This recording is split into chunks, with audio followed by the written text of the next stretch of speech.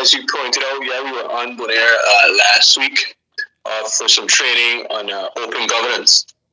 And this training specifically has to deal with how the Island Council can improve transparency between the Executive Council, the Island Council, and ultimately the citizens of the public entity of Sable.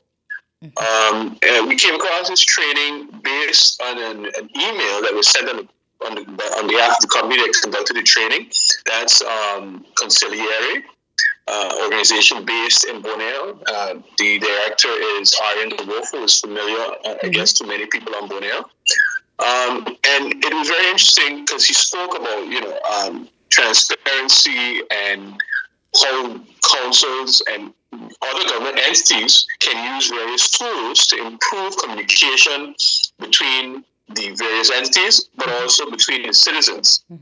As you know, the Island Council is sort of a proxy for the citizens of the island. They're supposed to be the representative most closest to the population. And we take that job seriously, and we felt that it was important for us to find more tools to be able to keep the citizens of Saba informed about what is happening within their government. Well, every island is different, and there are different dynamics that are in place between the various organizations. And in Saba, to a large extent, we are fairly, the communication between both bodies are very good, I should say. At times, of course, it can be strained, and you see in Island Council meetings that sometimes we ask some very tough questions, but that is the nature of governing.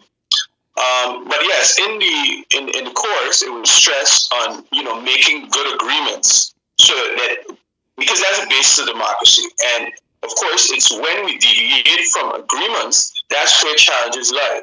So one of the things that we learned was that make sure you have good agreements. And that's why that way you can always refer back to the original agreement and ask, to deviate. And if there's a deviation that was not communicated, then you can ask why the choice to deviate and hold the other party accountable for making the decisions or taking the decisions that they do.